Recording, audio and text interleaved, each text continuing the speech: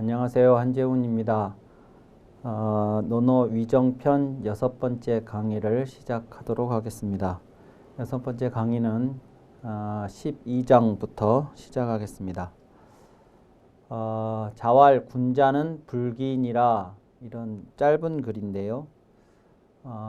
선생님께서 말씀하셨다. 군자는 불기다 그랬는데, 불기의 이 기자는 이 그릇이라는 기자인데, 그릇이라는 말은 도구라는 말이 더 가깝습니다. 저 그릇 기자는. 그러니까 이제 우리가 그릇 그러면 이제 밥그릇, 국그릇 하는 이제 그 음식에 사용되는 물건들만을 이제 보통 가리키는 걸로 착각을 하기 쉬운데, 물론 이제 그것도 도구라는 측면에서는 맞는 말입니다. 근데 그릇은 좀 더 포괄적인데, 인간이 이 어떤 목적, 사용할 목적을 가지고 만든 일체의 도구를 그릇이라고 합니다. 그릇. 그래서 단적으로는 이제 물론 식기 이러면 밥 먹을 때 사용하는 그릇이라는 말이 되겠지만, 이런 표현도 있거든요. 무기.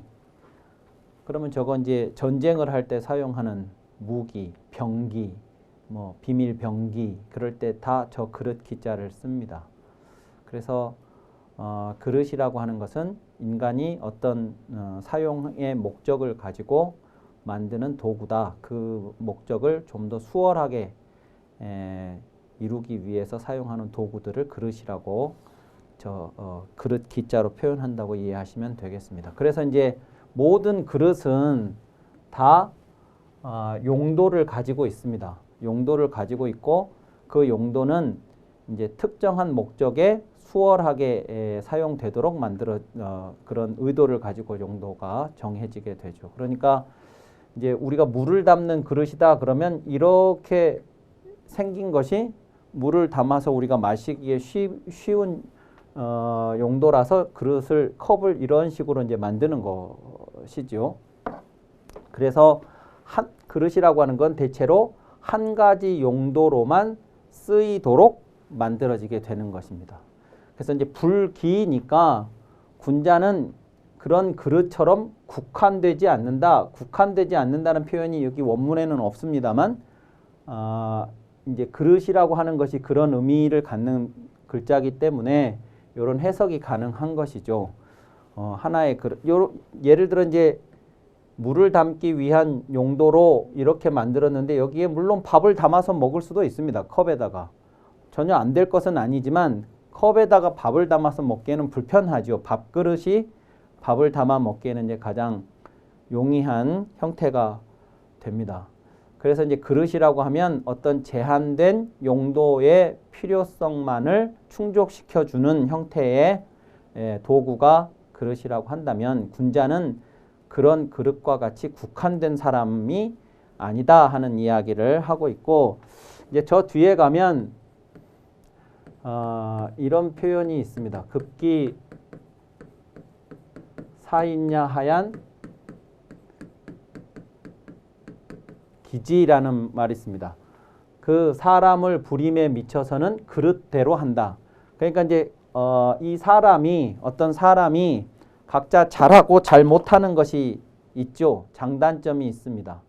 그럴 때 이제 장점, 단점에 따라서 장점은 살리고 단점은 이제 보완하고, 이제 이렇게 될 때 우리가 이제 어떤 사람을 쓴다 그러면 모든 분야에 다 완벽하는 사람을 찾아서 쓰기는 어려우니까, 그 사람이 어떤 목적, 어떤 용도에, 어떤 일에 가장 적합한 것인가를 판단해서 그 사람 그릇대로, 그 사람이 예컨대 이제 컵에 해당하는 재능을 가지고 있다면 컵이 쓰여져야 할 곳에 그 사람을 쓰고, 국그릇처럼 이제 이렇게 넓적한 이런 용도에 해당하는 능력을 가지고 있다면 그런 자리에 그 사람의 능력을 쓰고, 이제 이렇게 할 때 요 기지라는 말을 쓰니까, 여기서도 이 그릇 기자가 어떤 특정한 용도에 사용되는 이제 국한된 재능을 가리키는 거로 이해를 할 수가 있습니다. 이제 그런 것들을 참고해서 보면 군자는 그러지 않는다 하는 것을 알 수가 있습니다. 여기 보시면 이제 나중에 5편에 가서 또 다시 한번 보겠습니다만 이런 이야기가 나옵니다. 자공이라는 제자가 있는데 자공이 여쭙기를 사야는 하여하니 있고 했습니다. 요 사가 자공의 이름입니다. 저는 어떻습니까? 이렇게 선생님에게 질문을 했습니다. 그러니까 공자가 자왈 여는 기한이라 이렇게 했죠. 너는 그릇이다 이랬습니다. 그러니까 이제 요 문장도 5편의 3장 이 문장도 요거하고 연결시켜 보면 군자는 그릇이 아니라고 했는데 너는 그릇이다 이렇게 하니까 이건 바꿔 얘기하면 너는 군자가 아니다 이런 말이 되는 거죠. 그러니까 이런 이야기는 이제 뭐냐면 이 자공이 지난번에도 한번 설명드렸습니다만 그 공자 제자들 가운데 머리가 아주 비상하기로는 첫 번째, 두 번째에 갈 수 있는 뛰어난 제자입니다. 그리고 머리가 이제 똑똑하기 때문에 언변이 뛰어났고요. 그리고 이분이 그 가난하게 성장했는데 나중에 큰 상단을 경영을 한 그런 재능도 발휘를 했습니다. 이제 그러다 보니까 자공이 사람들을 비교하는 것을 좋아했습니다. 그러니까 이제 A라는 사람과 B라는 사람의 장단점을 서로 비교를 하고 그 A와 B 중에 어떤 사람이 더 나은가 이런 이제 인물 평하는 것을 좋아하는 장면이 논어에 나옵니다. 그래서 이제 공자가 안현이라는 제자에 대해서 칭찬하는 이야기가 요 앞글에 나옵니다. 그러니까 자공이 저는 어떻습니까? 하고 선생님에게 물었다는 것이죠. 이제 그렇게 보통 해석을 합니다. 이제 그러니까 공자가 너는 그릇이다 이랬습니다. 그 얘기는 이제 아까도 말씀드린 것처럼 너는 군자가 아니라는 말과 동의어가 되는 것입니다. 이것은 공자가 자공을 누르는 이야기인데요. 생각해 보면 공자는 아주 어려운 상황에서 성장을 했고 가진 것 없이 정말 무에서 유를 창조한 분이라고 할 수 있습니다. 그런데 나중에 공자를 따르는 제자가 3,000명이나 됐습니다. 그 가운데는 아주 이제 부유한 집안의 자제들도 있었고 뛰어난 재능을 가진 제자들도 여럿 있었습니다. 그런 제자들, 그런 훌륭한 인재들이 어떻게 공자에게 찾아와서 공자의 제자가 되기를 스스로 청했을까 하는 궁금함이 들 수 있습니다. 그럼 그것은 공자 자신이 뛰어나기도 했겠지만 그거하고는 별개로 제자들을 다루는 그 공자만의 어떤 능력이 있었다고 우리가 상상해 볼 수 있습니다. 그러니까 이제 그런 뛰어난 제자들을 휘어잡을 수 있는 그런 카리스마가 공자에게는 있었다 이렇게 이제 볼 수 있을 텐데 그런 이제 좋은 사례가 이 자공과 같은 제자를 공자가 어떻게 다루었는가 하는 겁니다. 아주 똑똑하고 영민하고 말 잘하고 뭐 이런 제자니까요. 그 제자가 저는 어떻습니까? 그랬을 때 너는 그릇이다 이래 버렸다고요. 그러니까 자공이 다시 뭐라고 했냐면 어떤 그릇입니까? 그랬습니다. 그릇이라고 하니까 어떤 그릇입니까? 그랬어요. 그러니까 호련이다 그랬습니다. 호련. 이 호련이라는 것은 여기 지금 효자도 그렇고 연자도 그렇고 둘 다 이 부수가 붙어 있는데요. 호련이라고 이렇게 해서 요 부수가 둘 다 붙어 있는데 이것이 전부 옥입니다. 옥인데 옥으로 장식된 그릇입니다. 그런데 이 그릇은 언제 사용하는 그릇이냐면 제사에 사용하는 그릇입니다. 제기들입니다. 제사에 사용한다는 것은 뭐냐 그러면 신에게 무엇인가를 바칠 때 사용하는 그릇들이에요. 그러니까 인간이 만든 도구들 중에서 인간들을 위해서 사용하는 도구가 아니고 신들에게 인간이 무엇을 할 때 사용하는 도구니까 이 호련이라는 이 그릇은 그릇이지만 대단히 특별한 그릇인 겁니다. 아주 신성한 그릇이고. 그러니까 이제 이런 장면이 뭐냐면 너는 그릇이다 했을 때 이것은 군자가 아니라는 의미가 되면 이게 이제 자공을 누르는 거지만 이런 제자들을 그냥 누르기만 해가지고는 이게 다뤄지지가 않는 거죠. 눌렀으면 다시 또 띄워야 됩니다. 그릇은 그릇인데 신성한 그릇이다. 이렇게 얘기를 하는 것이죠. 그래서 이 그릇이라는 표현이 이제 논어에서 여러 차례 여기 아까 사람을 부릴 때도 그릇대로 한다는 표현에도 나오고 여기도 나오고 이렇게 이제 그릇이라는 용어가 나오면 여러 가지 내용들을 같이 곁들여서 보셔야 할 필요가 있습니다. 이 5-3에 대한 이야기는 그때 거기 가서 다시 또 말씀을 드리도록 하겠습니다. 13번째 장 13장은 자공이 문 군자한데 자왈 선행기연이요 이후 종진이라 이런 글입니다. 방금 그 자공이 방금 5-3에서 보셨던 그 자공이 군자에 대해서 질문을 했습니다. 군자는 어떤 사람입니까? 이렇게 질문했습니다. 지난번에 효도에 대한 설명에서도 제가 말씀을 드렸지만 효도를 4사람이 질문을 했는데 똑같이 답을 한 것이 아니라 4가지 답이 다 달랐던 것은 효도를 사전적 정의에 입각한 지식의 내용으로서만 공자가 설명을 하지 않았음을 증명해 주는 거라고 말씀을 드렸습니다.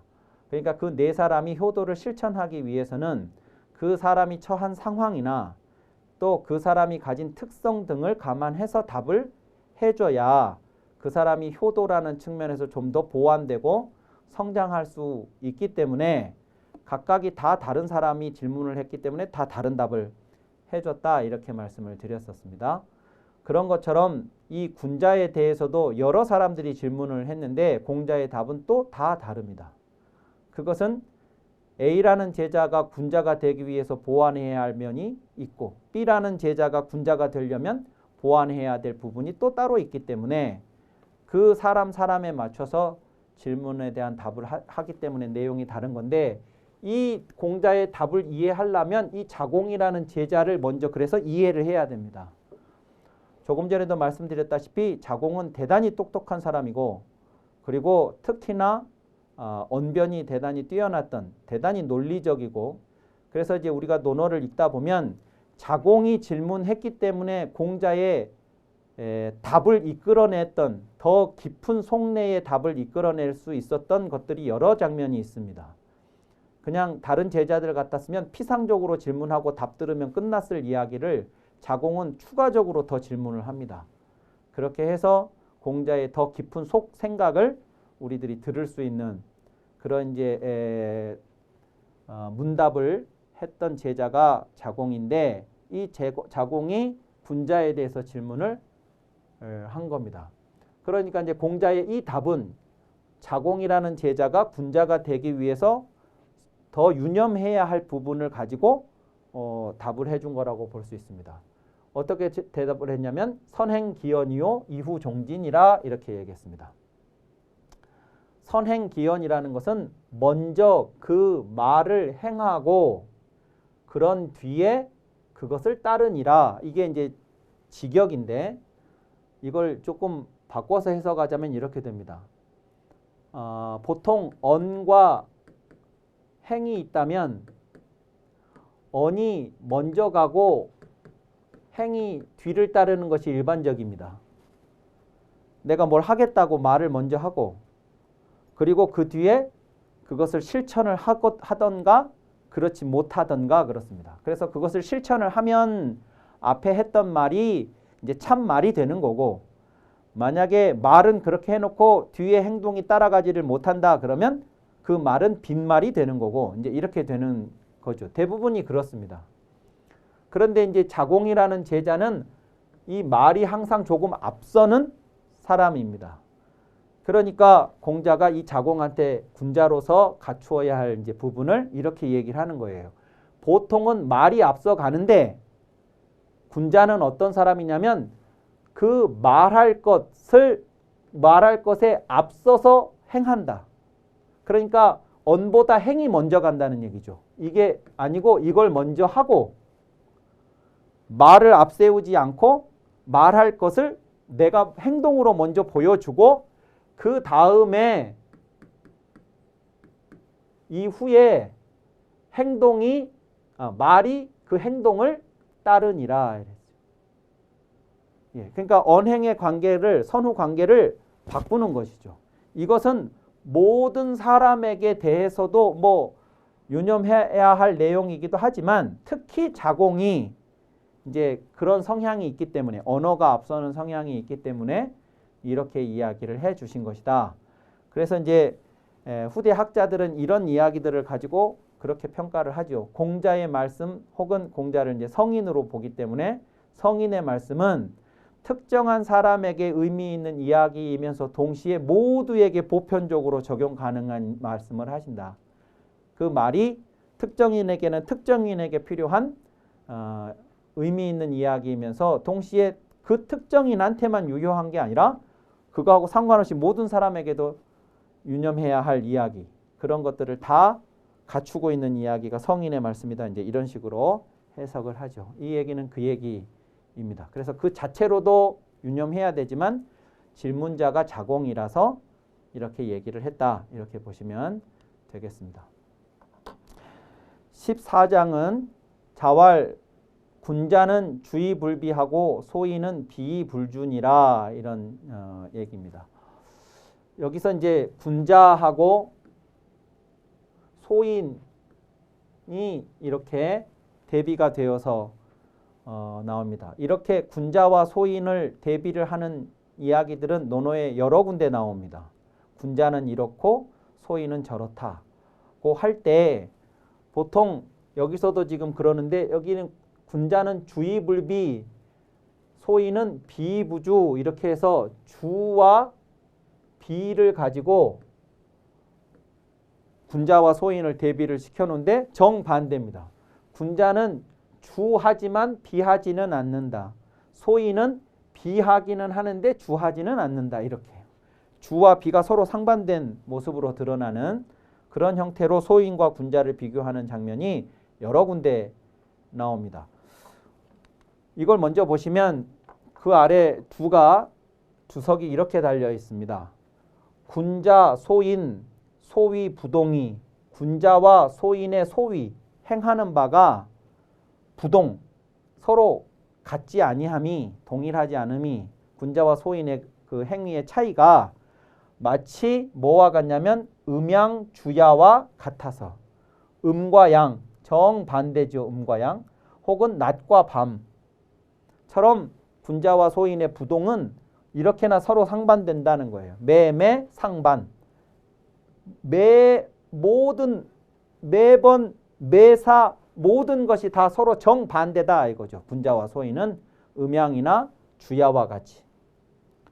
그래서 여기서도 지금 주의불비, 비부주 이것도 이제 정반대로 이렇게 나타나는 것인데 그래서 늘 반대로 이렇게 표현이 되는데 연이나 그러나 구기 소이분이면 그 소이분 그 군자와 소인을 나누는 분간되는 원인을 따져보면 궁구해보면 연구해보면 표현은 비부주 주의불비 화이부동 동의불화 교의불태 태의불교 막 이렇게 정반대의 다양한 면들로 표현이 되고 있지만 서로 그렇게 상반되게 나뉘는 원인을 따져보면 딱 뭐냐면 공사지제 호리지차에 있을 뿐이다 입니다.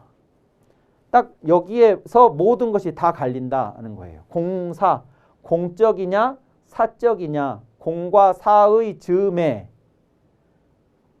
그러니까 공과 사 그러면 결과적으로는 아주 반대지만 내 마음 안에서 공사가 갈리는 그 첫 번째 그 갈림길 그 즈음에 호리만큼의 차이 거기에 있을 뿐이다는 거예요. 그 나님이. 근데 이 홀이라는 게 뭐냐 그러면 홀이라는 말이 이제 많이 사용이 되는데요. 한문에서 요 호자가 털옥 호자니까 호리를 보통 그냥 편의상 털끝만큼의 차이 이렇게 표현들을 하는데 정확하게는 이 호와 리는 길이의 단위인데 1000분의 1촌이 호고 100분의 1촌이 리입니다. 1촌이 보통 3cm입니다. 3cm인데 1촌이 그것의 1000분의 1, 100분의 1이니까 대단히 미세한 것을 가리키는 미세한 길이를 가리키는 단위들입니다. 그만큼의 차이예요. 그만큼의 차이에서 나뉜다. 그러니까 이제 공과 사의 즈음의 호리만큼의 차이에 있을 뿐이다 하는 겁니다. 그래서 이제 군자는 늘 공적인 것을 지향하고 소인은 항상 사적인 것을 지향을 하는 그 경향성의 차이, 그리고 그 경향성이 내 마음 안에서 분기되는 미세한 그 지점에서의 차이. 그래서 이제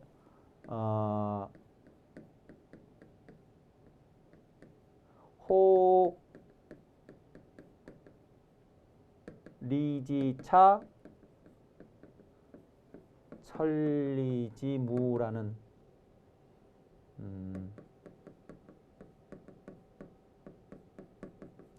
그러니까 털끝만큼의 그 호리만큼의 차이가 결과적으로 나중에 끝에 가서 보면 천리만큼의 차이로 여기서 갈렸던 작은 차이가 이렇게 가면 저 끝에 가서는 천리만큼이나 어긋난다는 이제 그런 이야기도 있죠.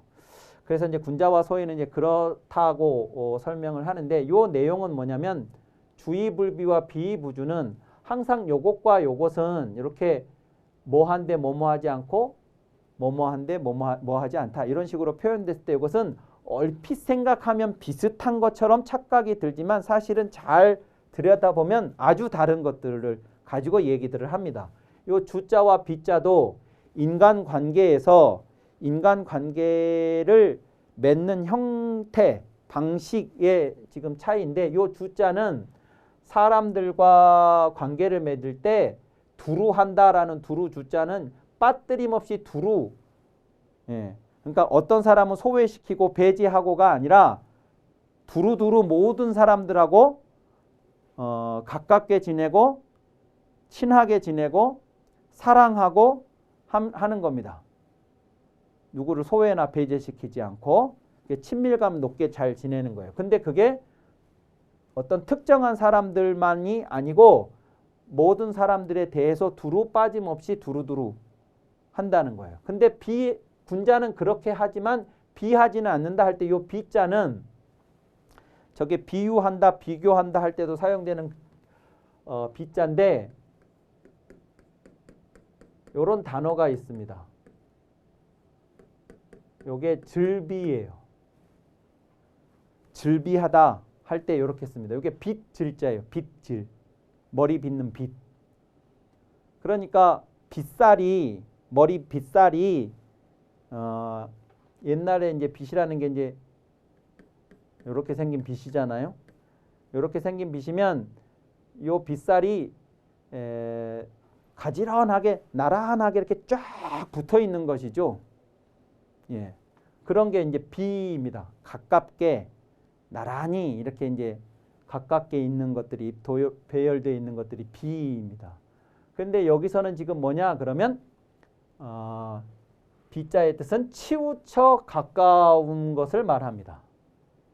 그러니까 치우쳐 가깝다는 것은 뭐냐면 자기 편에 대해서는 엄청나게 가까운 겁니다. 근데 그 얘기는 자기 편이 아니면 완전히 배제를 하고 소외를 시키는 걸 말하는 거예요. 그러니까 자기 편인 경우에는 아주 잘 지내요. 그냥 같이 죽고 살고 해요. 그런데 그게 대전제가 뭐냐면 내 편일 경우에 대해서만 그렇게 하는 거예요. 내 편이 아니면 그 사람이 아무리 오라도 절대로 그 사람하고는 함께 하지 않아요. 그게 비입니다. 그러니까 군자는 여러 사람에게 빠뜨림 없이 두루두루 친하게 지내지만 편을 지어서 치우쳐 가깝게 지내지 않는다. 소인은 반대로 자기 편에 대해서는 그렇게 하지만 모든 사람과 빠뜨림없이 두루두루 친하게 지내지는 못한다. 이런 겁니다. 이것이 말하자면 아까 여기서 얘기했던 공사의 문제예요. 공사. 그래서 저런 형태의 이야기들은 전부 군자와 소인의 대비가 공사관념으로 이해하면 된다 하는 것을 이제 보여주는 주석이라고 보시면 되겠습니다. 오늘 강의는 여기까지 하고 다음 시간에 이어서 하도록 하겠습니다. 감사합니다.